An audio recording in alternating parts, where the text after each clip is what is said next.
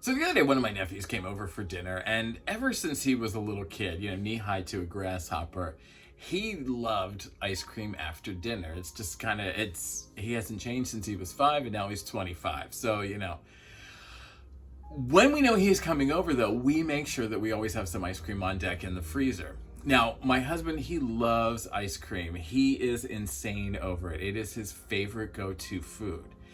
So we're always looking for new places and unique flavors and combos and those types of things.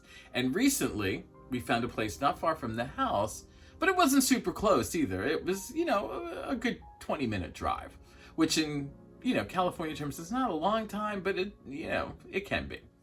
Now, knowing that he was coming over, we needed to make sure that ice cream was on the menu. And I mentioned to him while we were having dinner about this new place that we have. And we were raving about it and we talked about it like crazy. And then we dropped a bomb on him. He got all excited and we were like, you want to know what? They deliver. Now, there's a lot more to this story, and we're going to get into it a little bit after this, but I will see you on the other side, and this is the conversation.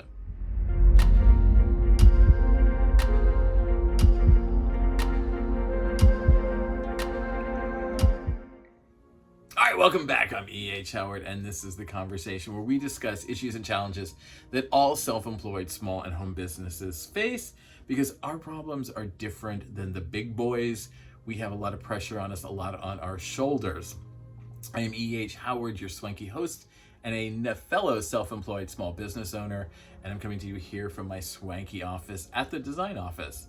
Now, all week in all of the content, we have been talking about being simple to share. This concept that consumers can give us quality referrals if they understand who we are, how they don't forget about us, and that they have a simple and effective way to get that message out to other people, accurately telling them who we are and why they need us. All right.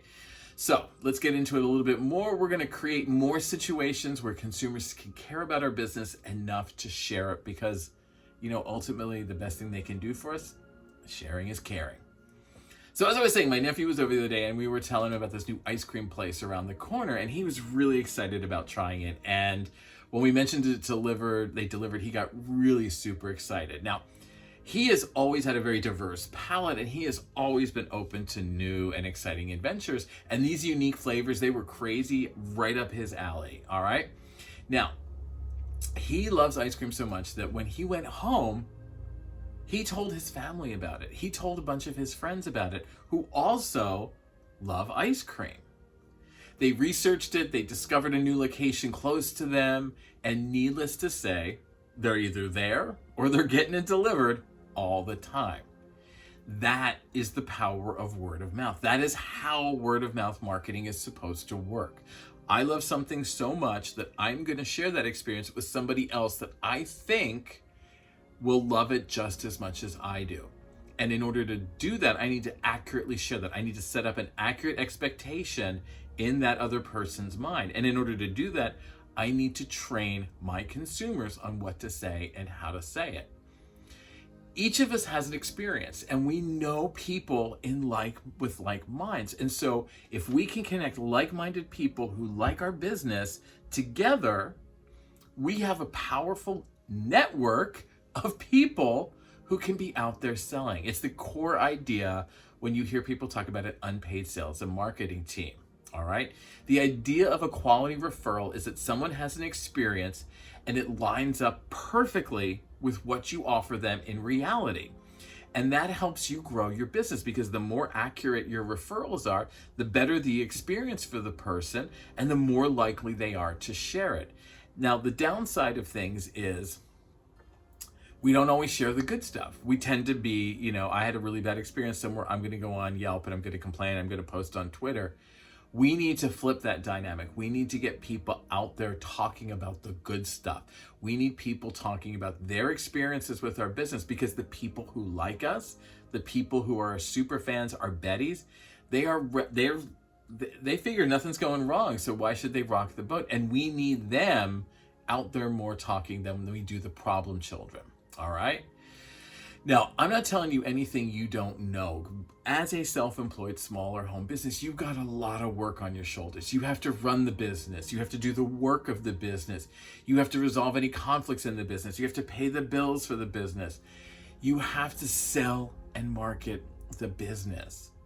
And it's all by yourself while dealing with whatever life is throwing at you. Health issues, family issues, other pressures. And it is a lot. And I honestly, I know you agree with me. This is sometimes more than one person can handle. And yet we do. We get up every day and we do it. Now, we're not looking for an award. We're not looking to be the center of attention. I'm not looking for an armless statue in the middle of town. What I'm looking for is an easier way to get some of these tasks done so that I have time to do with what I really love to do. All right? I want to be able to sell and market effectively and quickly so that I have time to do the work that I'm bringing in from selling and marketing. All right? We need some help in doing that. That's it. That's all we want. We just want a little help and assistance. And again, it's why we tend to gravitate towards social media and networking. It's low impact. We can do it whenever we need to. We don't have to attend a meeting. We have a lot of things that we can do, that a lot of pluses on those that allow us to still be free to do what we want to do. And again, the through line in all of that is that they are word of mouth based.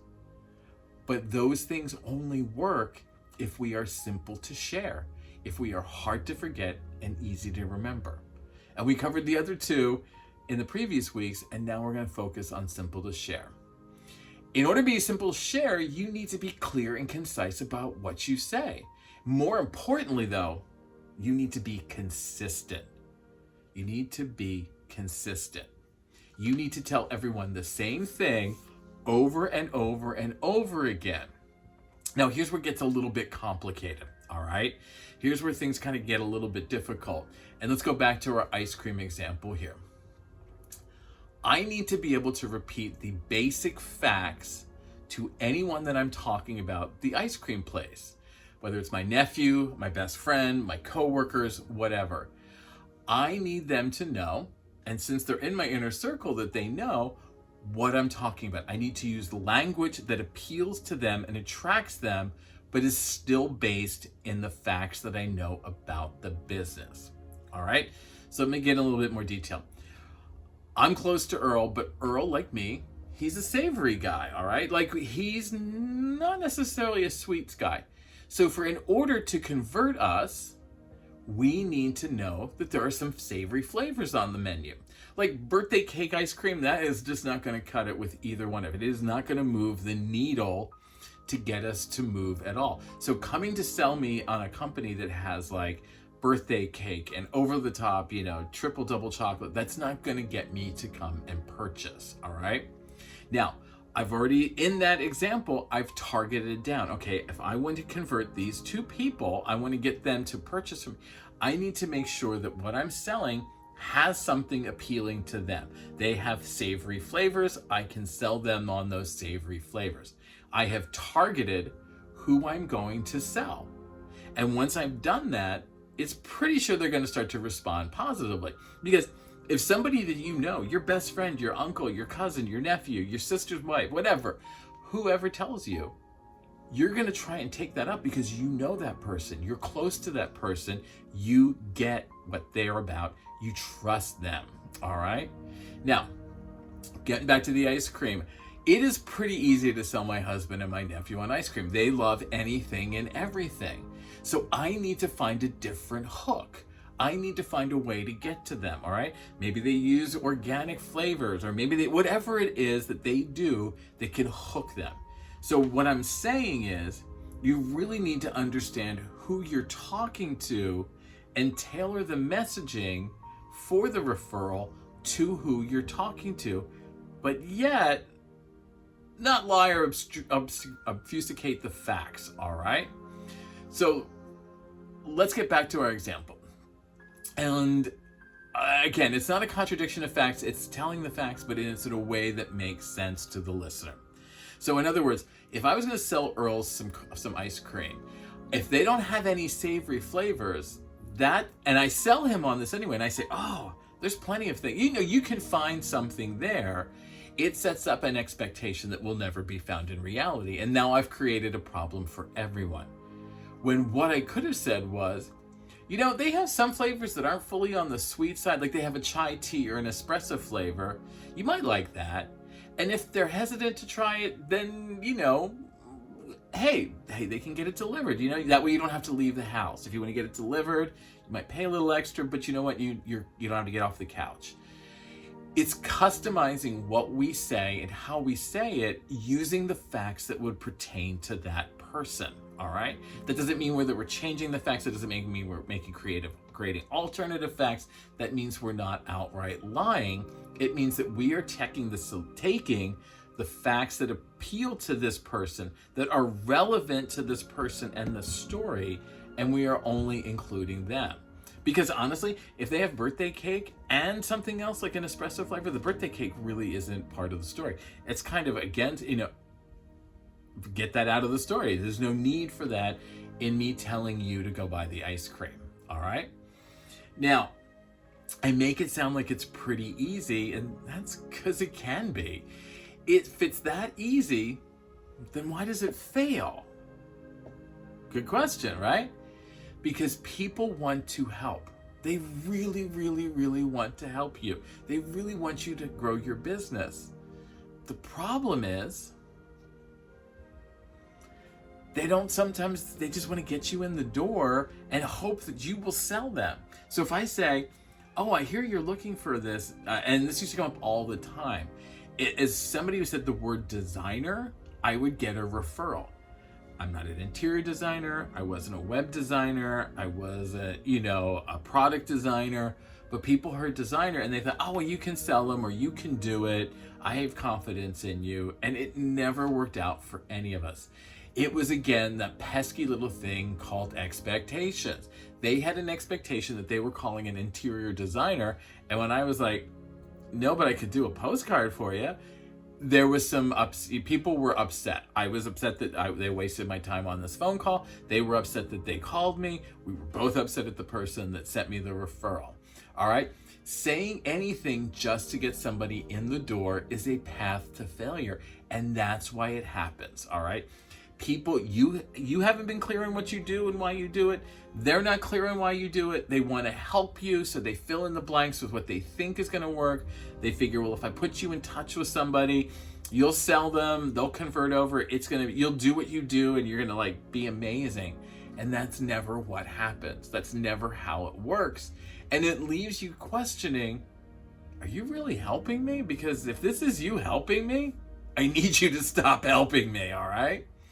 All right, let's bring it all home here. Now, one of the things that I think that we've realized here is we need to be clear and concise. And next week, we're going to talk a lot about going back and just kind of looking at our image and kind of reassessing our brand and all of that kind of stuff. So it's important to us that we are clear, we are concise, and we use language that people understand. So no industry jargon, no buzzwords, nothing to try and impress, because what's impressive is who we are and what we do. It doesn't need $5 words. It doesn't need long sentences. It doesn't need these words that people are like, oh, wow, they know a word that has 6 syllables in it. They must be the business for me.